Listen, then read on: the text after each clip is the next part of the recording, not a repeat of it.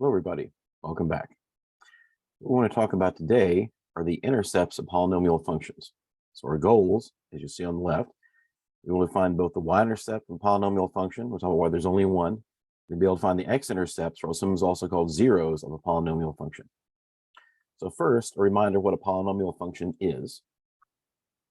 So a polynomial function, once again, is a function. Looks like this, okay? Where in this case, our variable is x, but it could be anything. But just a function, in this case, particular case of just one variable, they can have polynomial functions of more than one variable. So your highest power is n. This is a general expression, where n is called your leading, or you called your degree, whatever your highest power is. And basically, these are terms all written out in powers of x, from the highest power down to just x, the first power, if you have that, and then also constants. Now, powers are also whole numbers, so your powers can't be fractions or decimals or any expressions like that. They have to be whole numbers. And these a's in front are called your coefficients, and they kind of mashed up. So a to the n is a coefficient of x to the n, a to the n minus 1 is a coefficient of x to the n minus 1, and so forth. Now, we mentioned that your n, your highest power, is called the degree of the polynomial. Is the highest power kind of determines what the function looks like far from zero. And for a degree in polynomial, that's the only one you really have to have, and all the rest of them are optional, the rest of these terms.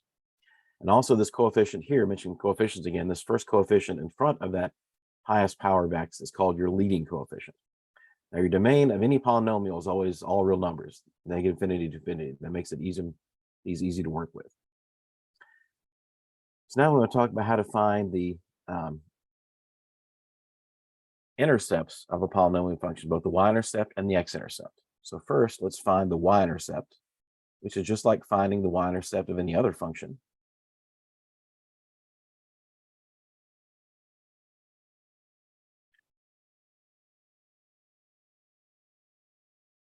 I'll just title this as finding the intercepts.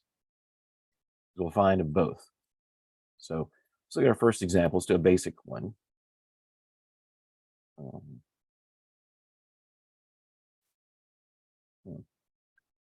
Something weird is going on with my writing pad. Hang on a moment.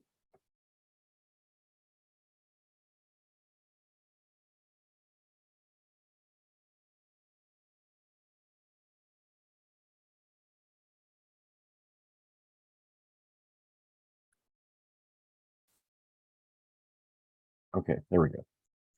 All right, let's look at a basic one. Say we have a simple function. Let's say 2x minus 3. Okay, now once again, this is a polynomial function. In this case, this is a function of x. Our power here, of course, is 1. So our power is a whole number. So that makes it, and also our coefficients, I should have mentioned, our coefficients are real numbers. That's also true. Okay, so this is what's called a first degree polynomial, since our highest power of x is just 1. And 2 is what's called the leading coefficient. And you recognize this is basically the graph of a straight line. Now, so the y-intercept, so if we want to find the y-intercept, then that's where x is equal to 0. That's where it crosses the x-axis. Sorry, the y-axis. On the y-axis, x is 0. So, as it says down here, so let's talk about finding the y-intercept. So the y-intercept of a polynomial function f of x is the point where the graph crosses the y-axis. It has the coordinates 0 and f of 0. Because to find it, on the y-axis, x is 0. Then to find the y-coordinate, I simply plug that into my function and find the y-coordinate.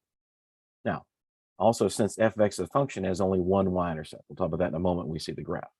Okay, so if we do this then, so f of 0 is going to be 2 times 0 minus 3, and of course this goes away. So f of 0 equals 3. So this is my y-intercept, but the coordinates of my y-intercept are 0, because once again x is 0, and then 3. We'll see that in a moment when we graph it. Now, let's do the x-intercept or intercepts. I'll put it as plural, but it could be one or more than one.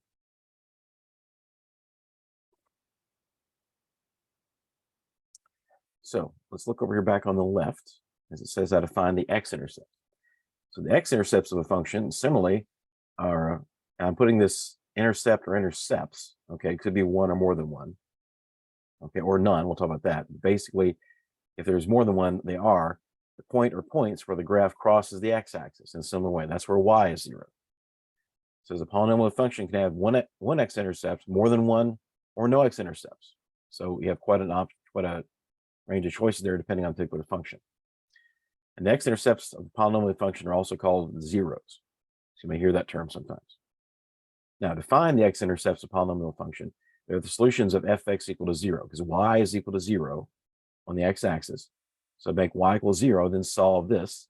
And also, if the solutions are not real numbers, then f of x has no x-intercepts.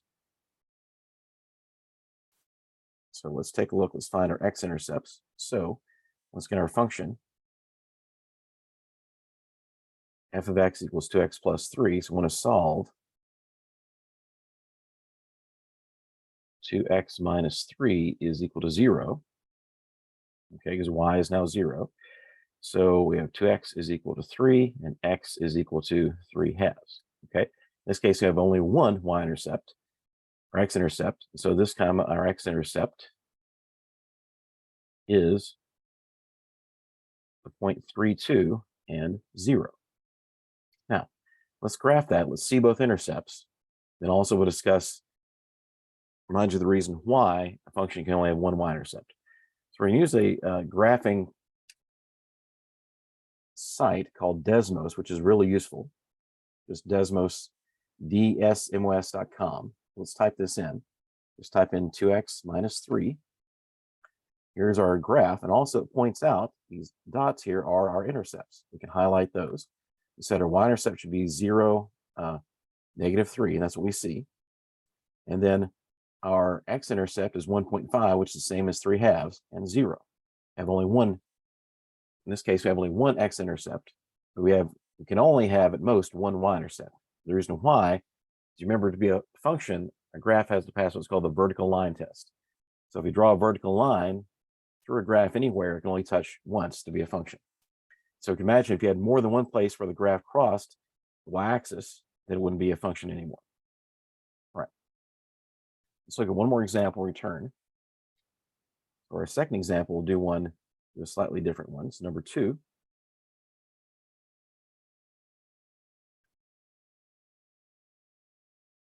See, I'm having some issues in my writing tool a bit. Let's say we have this. F of x is equal to x plus 1, x minus 3. Okay. So this is our function, having a factored form. So once again, let's find our y-intercept first. Okay. And so that's where we plug in 0 for x. So we have 0 plus 1, first factor, 0 minus 3 for the second factor. And so it's going to be 1 times negative 3. Of course, the zeros cancel out. And so this is going to be negative 3. So interestingly, I think that's actually the same y-intercept we had for the previous one, which is okay. But so our y-intercept has the coordinates in 0, negative 3. Once again, there can only be one y-intercept. Now, let's find the x-intercept. So here, once again, we take our function, set it equal, make y 0. Remember, y is the same as f of x. Set this equal to 0. And so we have, you can still see the function, x plus 1 times x minus 3 is equal to 0. Now, remember from a previous algebra class, to solve something like this in factored form, for this to be a true statement, for this to be equal to 0, means if either this factor or this factor is equal to 0, makes this a true statement, because our left-hand side would then be 0. 0 times any number is 0. So to find the solution, set each factor equal to 0 and solve. So here we have x equals negative 1. Over here we have x equals 3. And so our two x-intercepts this time are negative 1, 0, and 3, 0. These are also called our zeros. Let me go back. So get used to that name as well. So this is our, also called our zero or our function. Now, let's graph this and see what it looks like and verify that that's true. So I'm going to go back to Desmos. Now, another thing about Desmos, I can always turn this graph on or off by clicking on this. So if I want to keep it up there but not see it, I can do that. So I had x plus 1 and x minus 3. Yeah, just double check, make sure that's right. X plus 1, yeah, x plus 1, x minus 3. And yeah, let's take a look. So this is actually the graph of a parabola.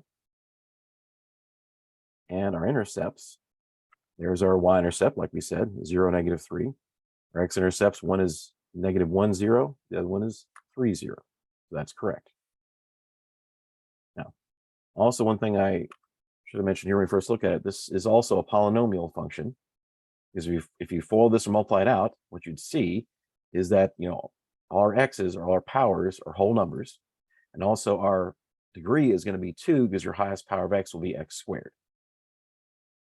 What we've seen so far, and this process then works for finding any x and y-intercept. So to find for any polynomial function, to find the x-intercept, so the y-intercept, plug in 0 for x and solve or simplify. Then to find your x-intercept or x-intercepts, then if there are any, set your function equal to 0 and solve that.